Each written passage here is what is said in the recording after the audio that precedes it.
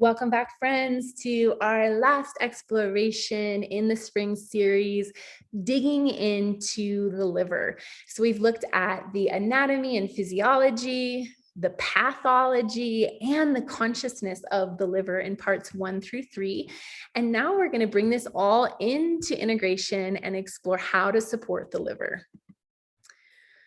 So the liver is responsible for the natural awakening and cleansing energy of the spring. So all around us, you see this upward rising green, new renewal energy that is happening as the grasses are coming up and the little buds are coming out and the insects are starting to float around. This is what's happening internally inside of our bodies, and the liver is responsible for directing that energy. So how do we support that? We want to bring in foods and actions that encourage the yang, encourage movement, direction, bringing things upward. Hopefully last week's upward energetic wood element Qigong practice helped you activate this energy inside of you, and keep practicing that through these next few weeks as an adjunct to supporting with the physical foods and herbs that are going to help this yang awaken and arise within. We want to think about being light and expansive. So not taking things too personally or harshly, not acting out upon other people, and trying to stay in this sense of expanded awareness.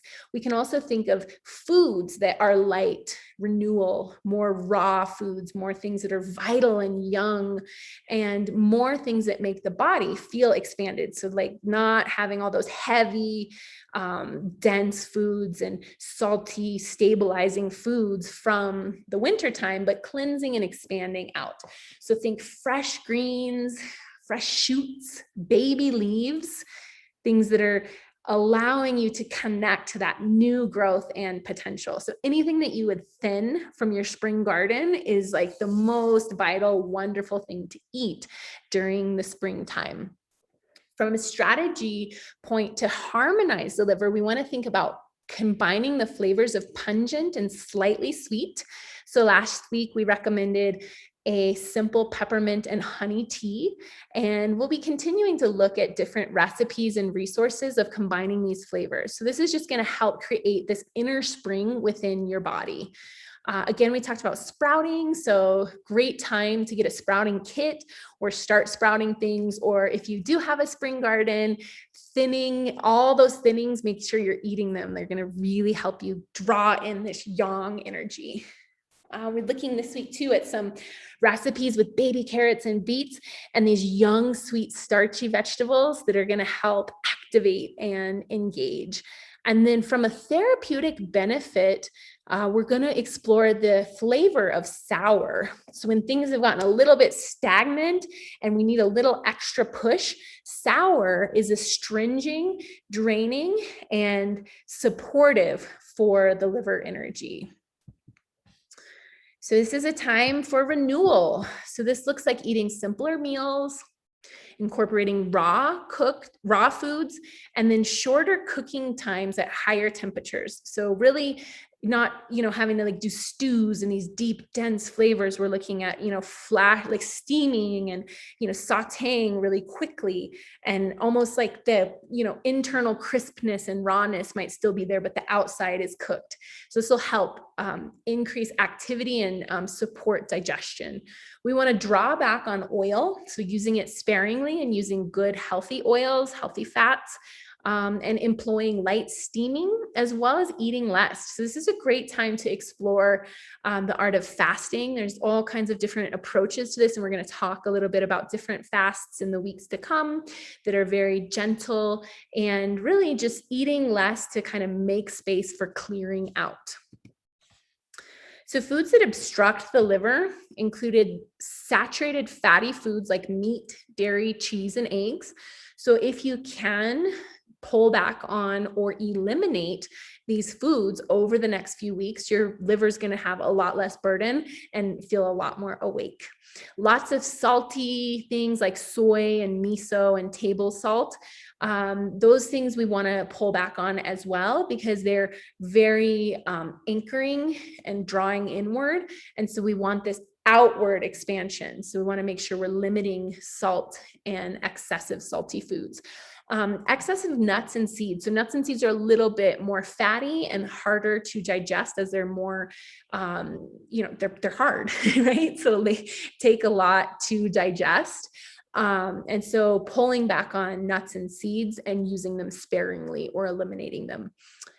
Chemicals. So working towards eating all organic and working towards limiting or eliminating any kind of chemicals that you bring into your body through personal care products or household cleaning products, and as much as you can, getting out and breathing clean, fresh air. Eliminating and getting rid of all the refined and processed foods. So again, that's like looking at anything that comes in a box, all of those, extra substituted ingredients, anything that's already made and kind of ready-made. Big good rule of thumb is stick to the outside of the grocery store and eat whole foods that are in their whole form that you can combine and cook together.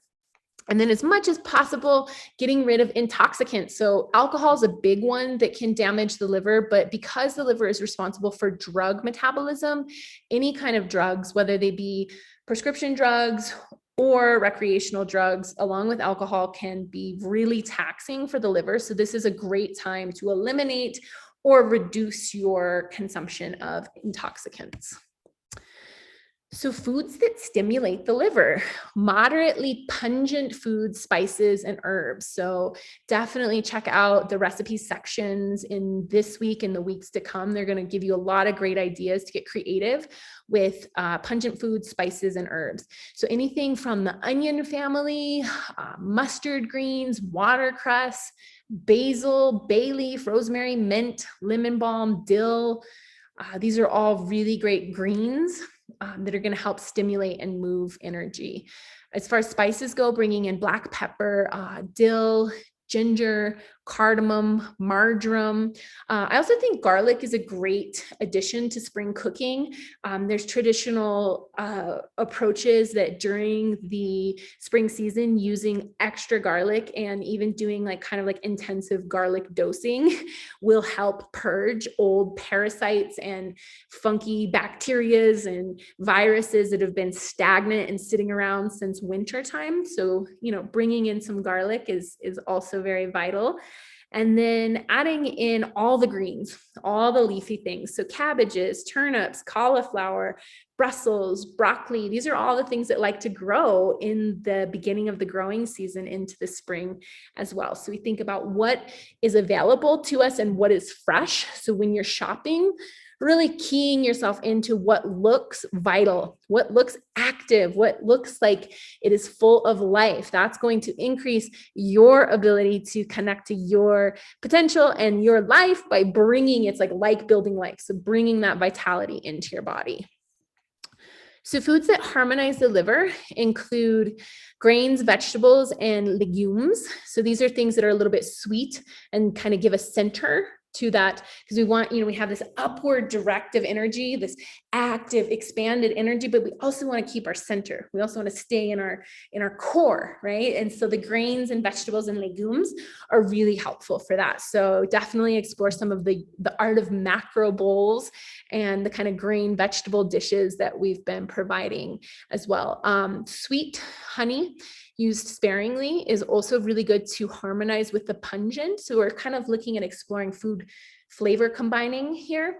And then if you're going through a detox process and there's a lot of astringent, draining action and getting things out of the body, sweeteners like honey, or maple syrup can be really valuable to stabilizing the blood sugar and stabilizing that center energy, because you're clearing and getting things moving, but you want to nourish the center while you're doing that. So you can start to think about how we incorporate and harmonize these spices and flavors together. So when there's excess in the liver, there's a couple of different strategies and foods that are going to really help support. So we're going to explore bringing some of these foods in this week to help activate and clear out any of those excesses or blockages that might be present for us. So vinegar is one that's really powerful. It's very detoxifying and activating. And then mixing it with honey will help also kind of harmonize and chill it out a little bit. Vinegar is actually really warming and hot. So if people have a lot of heat excess in their liver, so a lot of like redness or upward kind of headaches or irritability, vinegar might not be the best choice. And because it's too hot, it's going to kind of put fire to the flames and kind of make you a little more excess in those areas. So you might opt for things like lemon, lime, or grapefruit, which have that same citrusy, sour, astringent effect, but they're actually cooling. So they're going to help kind of pull things down a little bit. So this is where you can start to think about, reading into some of the symptomology stuff, some of the patterns, some of the physiology stuff that we talked earlier in the week, and starting to think about what your body is attracted to and what your unique constitution needs. Some great foods that are pretty balanced to deal with excess include romaine, asparagus, alfalfa, radish, citrus peel. So again, we have lots of fun recipes that incorporate some of these things this week, and I hope you guys can enjoy them and see how your liver feels after eating them throughout the week. And then incorporating bitter herbs. So last week we talked about a gentle peppermint and honey tea. This week we're going to bring in some of the more big hitters to deal with clearing out the excess. So that includes dandelion root, chaparral, milk thistle, Oregon grapefruit, as well as chamomile is a really nice one. And then when we bring in this like intensive bitter or pungent herbs, again, the sweeter flavors help to harmonize that. So you'll see licorice root as a resource to kind of chill out some of that bitter energy and keep it balanced for dealing with the excess. So we talked a little bit about sour. We've been looking at the idea of astringing and sour energy. So bringing in the flavors of sour and pungent together can be really activating and really clearing for the liver. They're acidic and cleansing. So when we think of spring cleaning, everybody thinks of the smell of lemon, at least I do. And so we can think about that action in our body. So this is very lemon or sour energy is going to drain. So it's going to clear out obstructions. It's also going to drain mucus and get rid of funk. And it's very, very clarifying. So if we have a clarified inner terrain, remember we talked about vision and the clarity of vision as being a consciousness part of the liver, we can have more clarity in that aspect as well. So inside and outside, and kind of looking at how these things relate and these metaphors of how it works together. So these are some things that are detoxing and cooling: mung beans and their sprouts, celery, seaweed, lettuce, cucumber, watercress, millet, plum, mushroom, rhubarb, radish, and daikon radish. This is not all the way exhaustive, but really thinking about this week that, getting creative with bringing in some of these recipes and these ingredients into your daily eating. So anything that is green is really going to help support the wood element and the spring energies. The color green is associated with the liver and the gallbladder, and like builds like. So we are actually personally a manifestation of the convergence of sound and light coming together.